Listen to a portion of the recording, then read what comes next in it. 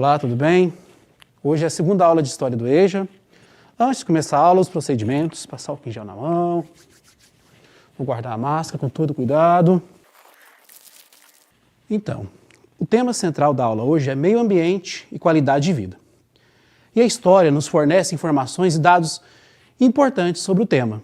Vocês vão perceber a ligação da história com as demais disciplinas e a importância do meio ambiente e do desenvolvimento sustentável para a vida digna e para a qualidade de vida.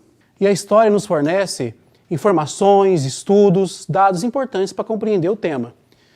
E também vamos trabalhar sobre sustentabilidade, quanto isso é importante para a qualidade de vida, e veremos fatores de transformação do meio ambiente ao longo dos anos. A mudança da percepção sobre a natureza. De objeto, ela passa a ser sujeito ativo no mundo, dando respostas significativas para o homem diante das ações do homem sobre ela. É evidente, alunos, que a intervenção do homem no meio ambiente existe há milhares de anos, sob diversas formas e percepções diferentes, que vão desde questões de subsistência, consumo, a relação da religião e da natureza. Então tem vários temas que podem ser abordados ao longo da história para se compreender o meio ambiente.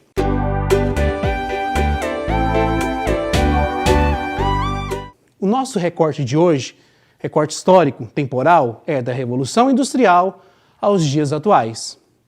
Professor, Revolução Industrial novamente? Por quê, professor? Estudantes, é porque a partir da Revolução Industrial tivemos um forte impacto da interferência e interação humana na natureza. Vejamos alguns exemplos. O aprimoramento tecnológico, a indústria naval, a indústria têxtil, a construção das ferrovias, a metalurgia, a divisão social do trabalho que acelerou o processo produtivo e ampliou a produção, os avanços científicos na agricultura, que melhorou a questão da alimentação, porém com o uso de agrotóxicos e adubos químicos, culminando na contaminação do solo, da água, dos lençóis freáticos, contribuindo para uma grande transformação na natureza. Então estudantes, venham comigo para a gente conceituar a Revolução Industrial e assim a questão da Revolução Industrial e degradação do meio ambiente. Vou ler junto com vocês alguns trechos importantes para o entendimento. Então, o primeiro texto, ou trecho, é da historiadora Cíntia Roncalho. E ela define assim o conceito de Revolução Industrial, trazendo para os dias atuais. Basicamente, a Revolução Industrial consistiu, e ainda hoje consiste, na busca de novas fontes de energia e sua aplicação em máquinas capazes de produzir bens. Esse é o conceito geral de definição da Revolução Industrial. O segundo trecho que nós vamos ler faz parte da coleção de cadernos da EJA, organizados pelo Ministério da Educação. Então, vou ler com vocês. A Revolução Industrial acelerou a degradação da natureza e com o uso dos combustíveis fósseis. Inicialmente carvão, hoje petróleo e gás. O crescimento das áreas cultivadas e a extração mineral destruíram vegetações nativas e florestas. Em consequência, os rios foram afetados com redução do volume e da qualidade das águas. Inúmeras espécies animais e vegetais foram extintas. Muitas áreas foram destruídas em nome da urbanização e do crescimento. Vou retomar muitos desses aspectos durante a aula. Vou me ater agora sobre a questão da urbanização e do crescimento das cidades. O crescimento desordenado das cidades conviveu com a falta de saneamento básico e tratamento correto da água e do esgoto, ocasionando contaminação da água e também com isso muitas doenças. Uma triste constatação e observação, estudantes, é que até hoje a grande maioria dos países, inclusive o Brasil, as cidades não têm saneamento básico e tratamento de água e esgoto adequados, facilitando a contaminação das pessoas com doenças como diarreia, hepatite A, verminose, a dengue, entre outras doenças que afetam a vida de milhões de pessoas no nosso país, tornando o nosso sistema de saúde mais congestionado, e ele já é bem frágil. Outro aspecto relevante da Revolução Industrial é o forte consumo da água para a manipulação de matérias-primas e a sua conversão em produtos finais. Por que isso, professor? Porque havia pouca preocupação com o consumo excessivo de água, pela compreensão da época que os recursos naturais seriam inesgotáveis. O uso intensivo dos recursos naturais e minerais provocaram a destruição das florestas, dos rios, bem como das matas ciliares, causando erosões no solo, assoreamento dos rios, infertilidade nos solos. Houve também a matança de animais, seja pela caça ilegal, mas principalmente pela destruição do habitat natural dos animais, interferindo no equilíbrio das espécies. Então, muitas espécies passaram o quê? A ficar em extinção, alterando o ecossistema, o equilíbrio na natureza, influenciando até hoje negativamente na qualidade da vida humana. Todas essas questões de produção, consumo, alterações do homem no meio ambiente são ampliadas no século XX, principalmente com os avanços tecnológicos, militares e comunicativos da Primeira e da Segunda Guerra Mundial e com a Guerra Fria. Professor, mas eu não estudei sobre Primeira Guerra Mundial, sobre Segunda Guerra Mundial, Guerra Fria. O senhor pode explicar? Vou explicar aqui brevemente para vocês compreenderem melhor. A Primeira Guerra Mundial, ela ocorreu no período de 1914 a 1918, territorialmente no continente europeu. Mas por que ela é mundial? Porque ela trouxe influências políticas e econômicas em todo o globo terrestre, mesmo que ela foi localizada no continente europeu. E ela foi formada por dois blocos. O primeiro, a Tríplice Aliança, formada por Alemanha, Áustria-Hungria ou Império Austro-Húngaro, Império Otomano e Itália. A Itália, em 1915, ela muda de lado, ela vai fazer parte da Tríplice Entente, que é formado inicialmente por Rússia, Grã-Bretanha e França. Em 1917, os Estados Unidos se une ao bloco. Os Estados Unidos se une por questões políticas e também porque a Alemanha atacou os navios americanos que levavam suprimentos para a Grã-Bretanha. Então isso fez com que os Estados Unidos entrasse do lado da Tríplice Entente e isso foi um fator condicionante para a vitória da Tríplice Entente na Primeira Guerra Mundial. E essa guerra foi marcada pelo uso de aviões, armas químicas, que também alteraram muito o meio ambiente, e as trincheiras, com uma maneira bem, como eu posso dizer para vocês, uma tática bem utilizada na guerra, para vencer o inimigo, para surpreender o inimigo, e ao mesmo tempo também esconder do inimigo. Durante a Primeira Guerra Mundial ocorre um evento importante. Em 1917, a Revolução Russa, que implementou o comunismo na União Soviética. Isso trouxe influências porque os Estados Unidos e a União Soviética vão se rivalizar durante o século XX. A guerra termina em 1918, mas para concluí-la, para defini-la, o que os vencedores terão, o que os perdedores sofrerão, foi feito na França, no Palácio de Versalhes, aliás, um palácio muito bonito, o Tratado de Versalhes. E os derrotados sofreram grandes punições, principalmente a Alemanha. Por quê? Tiveram que devolver territórios coloniais, a Alemanha teve que devolver a região da Alsácia-Lorena para a França, tiveram que indenizar os países vencedores. Uma coisa, todos os países vencedores e perdedores ficaram arrasados pela guerra, menos os Estados Unidos. Por quê, professor? Porque não teve guerra no território americano. Com o fim da Primeira Guerra Mundial, o país que financiou a reconstrução da Europa foi os Estados Unidos. Isso fez com que os Estados Unidos se tornasse uma das principais potências capitalistas. Gente, isso é apenas um resumo do resumo. Agora vamos para a Segunda Guerra Mundial. Só uma observação. A Alemanha, por ser duramente punida, ela criou um sentimento de revanchismo. E isso foi totalmente fortalecido com a ascensão do partido nazista na Alemanha. Hitler, então, planejava um plano de vingança para os vencedores na guerra. Ele queria dominar a Europa, fazer da Europa uma grande Alemanha. A Segunda Guerra Mundial ocorreu nos anos de 1939 a 1945. Territorialmente, ela já foi ampliada comparada à Primeira Guerra Mundial. Por quê? Envolveu os continentes da Europa, a Ásia, a África e a Oceania. Também dividido em dois blocos principais. O eixo, Alemanha, chefiada pelo Partido Nazista, Itália, chefiada pelo Partido Fascista, e o Japão, que também tinha a noção de querer expandir sua influência política, até mesmo territorial, na Ásia. Os aliados, os rivais do eixo, eram formados por Reino Unido, França, União Soviética e Estados Unidos. Mesmo União Soviética e Estados Unidos sendo inimigos políticos e econômicos, eles se uniram contra o eixo. A Alemanha foi tendo algumas vitórias sucessivas, inclusive quando ocupou a França. Mas em 6 de junho de 1944 foi um dia importante chamado Dia D, por quê? Os aliados organizaram uma grande operação para a recuperação da França. Por quê, professor? Porque estrategicamente, para derrotar os nazistas, era muito importante recuperar a França. E foi na região da Normandia. E foi com grande aparato militar, com aviões, tanques de guerra, milhares e milhares de militares. E foi assim, gente, compensa vocês pesquisarem sobre o tema, verem filmes sobre o tema. É uma data comemorativa em todo o continente europeu, que marca o começo da derrota dos nazistas na Segunda Guerra Mundial. Sobre esse tema, eu indico para vocês o filme Bastardos Inglórios, do Quentin Tarantino, que está aqui na minha camisa. É um filme que trata muito bem a questão da Segunda Guerra Mundial, a questão do nazismo, a França ocupada pelos nazistas e toda a questão da Segunda Guerra Mundial. Compensa, é um filme excelente. Voltando à questão, em 8 de maio de 1945, a Alemanha nazista se rende. Por quê? O Exército Vermelho da União Soviética invade Berlim. E Hitler, sua esposa e alguns dos líderes do partido nazista, vendo a possível, a iminente derrota que estava à sua face, se suicidaram. Mas, professor, então aí terminou a Segunda Guerra Mundial? Não, porque ainda continuou conflitos em alguns lugares. Entre Japão e Estados Unidos, por exemplo. Os Estados Unidos sofreu ataque na sua base marítima de Pearl Harbor.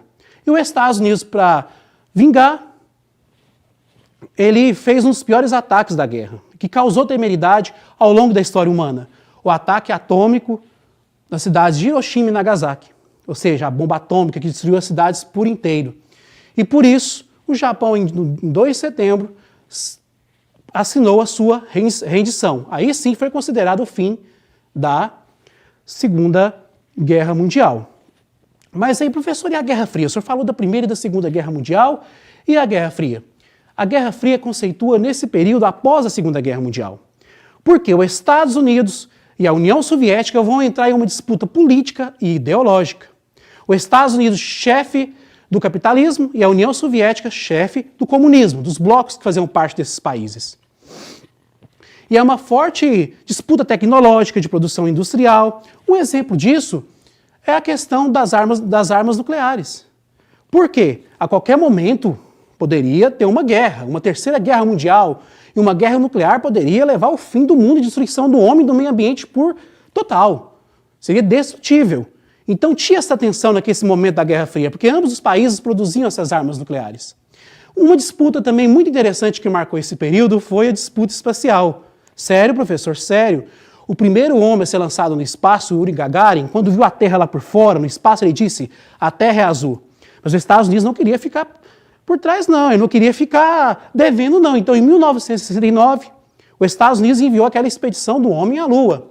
E o primeiro homem a pisar na Lua, Neil Armstrong, o primeiro astronauta americano a pisar na Lua, ele disse essa frase que se tornou célebre. É um pequeno passo para o homem, mas um salto gigantesco para a humanidade. Professor, mas o que isso tem a ver? Tem, gente.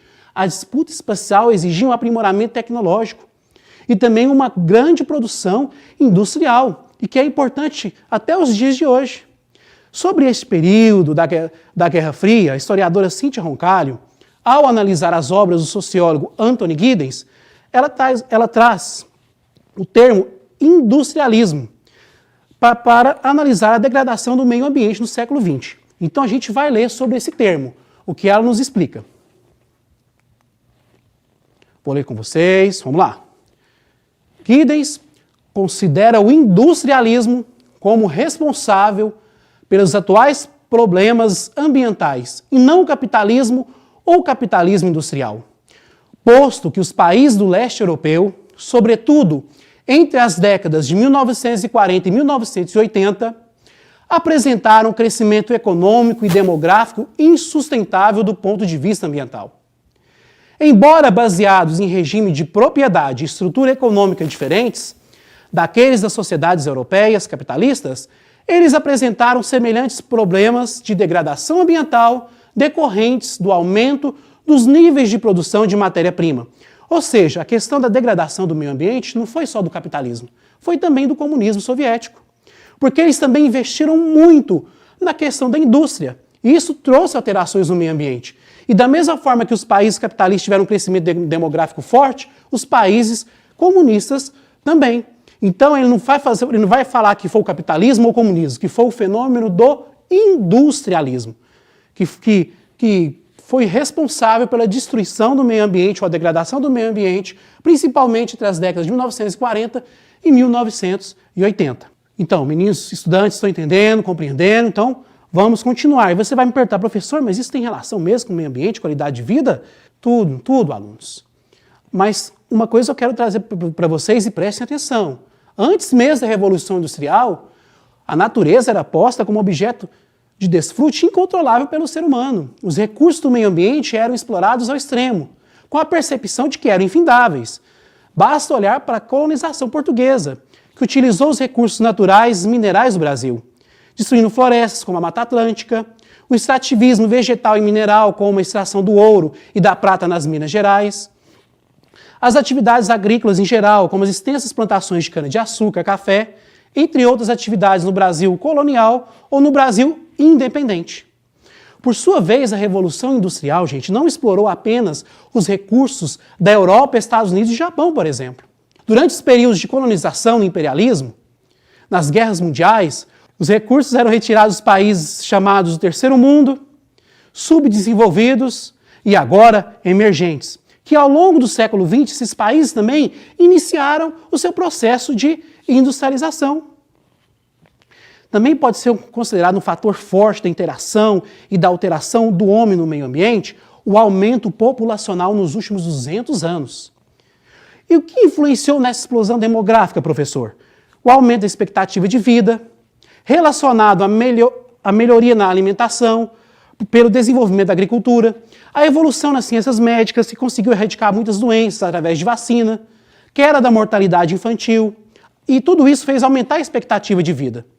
Então, com esse aumento demográfico, necessitou-se de uma ampliação de novas tecnologias para produzir bens e também da ampliação das atividades agropecuárias, porque quanto mais gente tem que alimentar.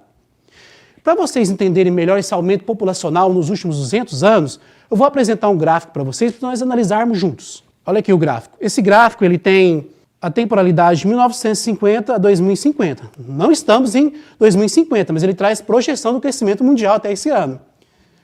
E a escala dele é 1000, lembrando que 1.000 milhões é 1 bilhão. Então, vamos aqui analisar comigo. Venha todo mundo analisar comigo. Preste bastante atenção. Em 1950, a população mundial era estimada em 2,5 bilhões de pessoas. Mas, vamos para o ano 2000. A população teve um salto que quase que triplica. Ela passa para 6 bilhões de pessoas. Estamos em 2020 e hoje já temos a população mundial estimada em 7 bilhões de pessoas. Foi um crescimento vertiginoso. E é interessante que esse gráfico também pode ser feito sobre o crescimento populacional no Brasil, relacionado a fatores como urbanização, melhoria sobre agricultura, melhoria médica também ao longo dos anos. E uma coisa que é muito perceptível, que os analistas estudam, sobre o aumento da taxa de natalidade dos países subdesenvolvidos. Durante esse período de 1950 a 1980, até início dos anos de 1990, as pessoas tinham muito filhos. Então, que ajuda também a explicar esse aumento populacional. É interessante que no Brasil, em 1970, tínhamos 90 milhões de pessoas. Como o senhor sabe disso? Por causa da Copa de 1970. Quando o Brasil, com aquela seleção fantástica, a melhor seleção de todos os tempos, foi campeão mundial com Pelé, Rivelino, Tostão, Jairzinho e tantos outros. Viu, gente? Que seleção aquela? Compensa ver esse jogo, Brasil e Itália, que goleamos a Itália. E a música que embalava dizia 90 milhões em ação, para frente Brasil, salve a seleção.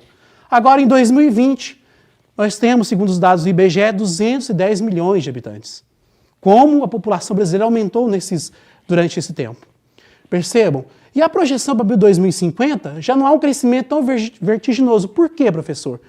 Porque a tendência, segundo os analistas, é que a população mundial se envelheça mais e a taxa de natalidade está caindo, tanto os países desenvolvidos e tanto os países subdesenvolvidos. Ou seja, as pessoas estão tendo menos filhos, os casais estão procurando ter menos filhos para equilibrar a economia familiar. Um dos fatores, né, gente? Todos esses fatores que eu acabei de mencionar para vocês fez com que, a partir de 1970, as questões ambientais, os movimentos ambientalistas passaram a ter mais destaque.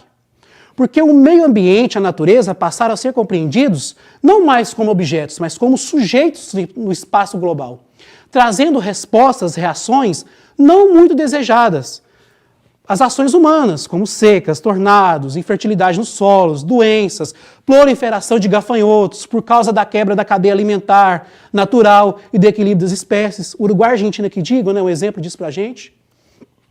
E tudo isso serviu para que compreendamos a necessidade da preservação do meio ambiente e do fomento de políticas públicas voltadas para a sustentabilidade. Após a Segunda Guerra Mundial, especialmente no bloco capitalista, na cultura ocidental capitalista, o American Way of Life, ou modo de vida americano, influenciou muito a cultura ocidental capitalista. Como assim, professor? A qualidade de vida por muitos anos ficou relacionada ao consumo.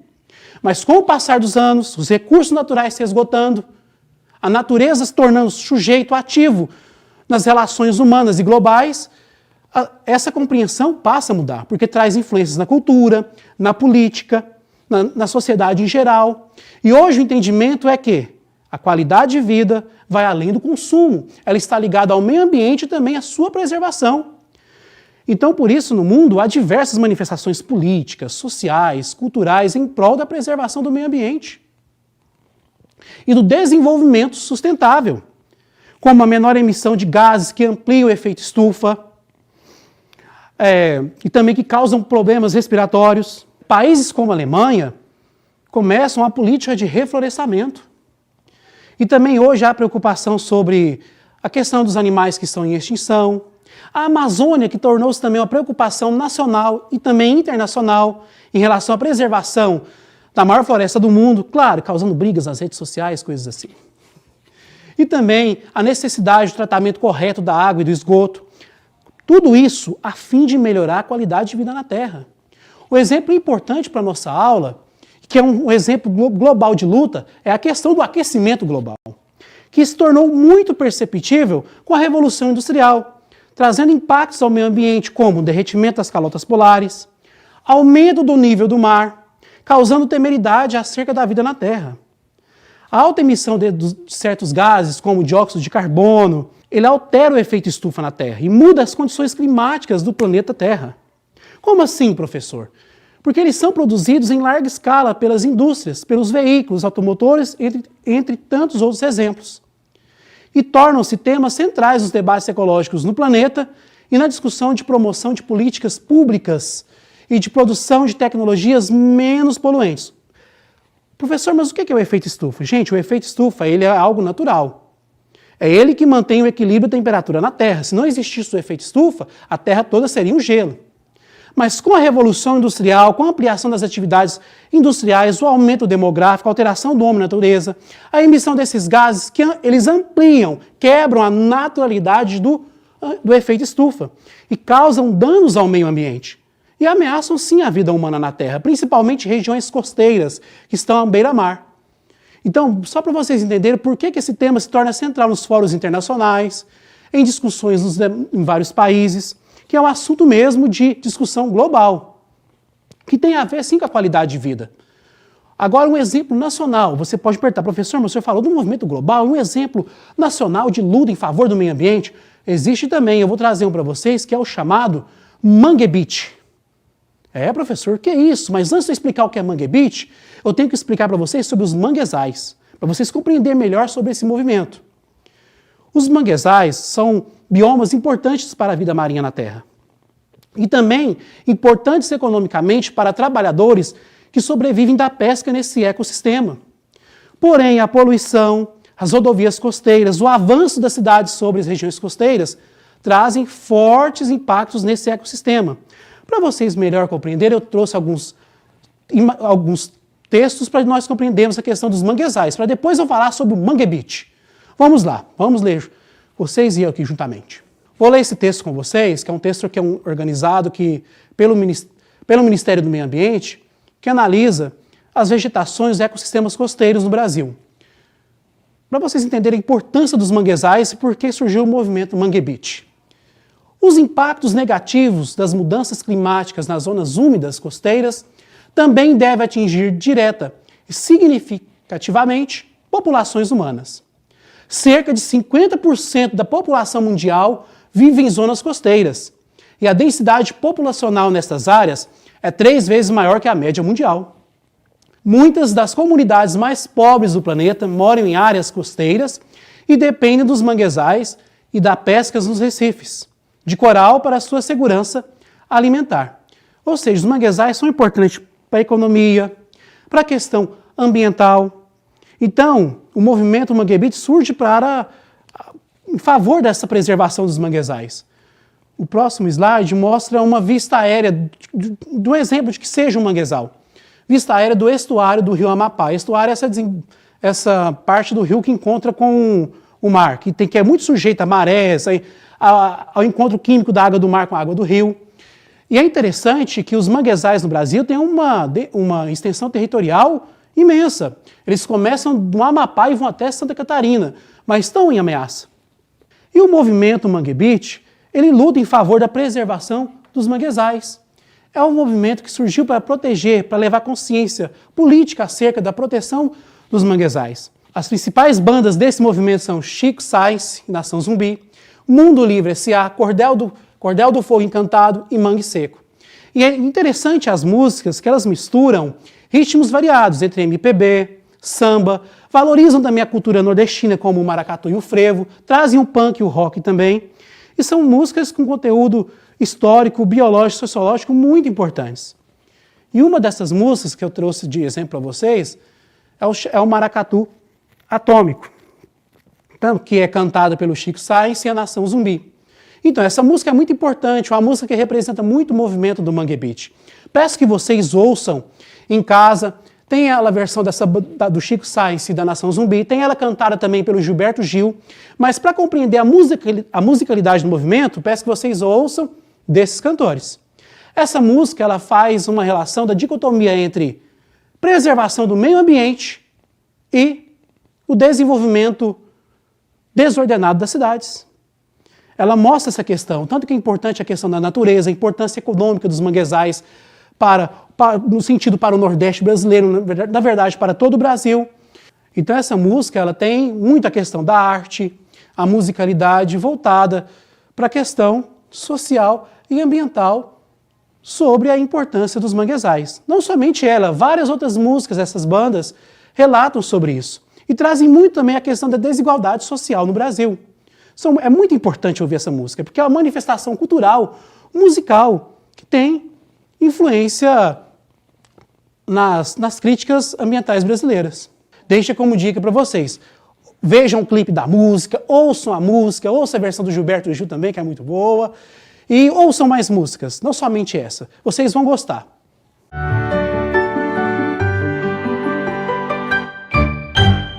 Cuidado com o meio ambiente é uma responsabilidade de todos nós, de cada indivíduo, de cada família. É responsabilidade do Estado, das empresas, das indústrias, de todos. Senão, estaremos fadados a perder a qualidade de vida e, pior ainda, a perder a própria vida. Isso é importante, o meio ambiente é importante. E a história mostra isso também para vocês. Então, concluindo a aula, peço que vocês continuem fazendo as atividades, que tenham aprendido muito e que possam produzir bastante conhecimento através dessa aula, que possam pesquisar e trazer mais informações, mais conteúdo sobre esse tema, e até mais.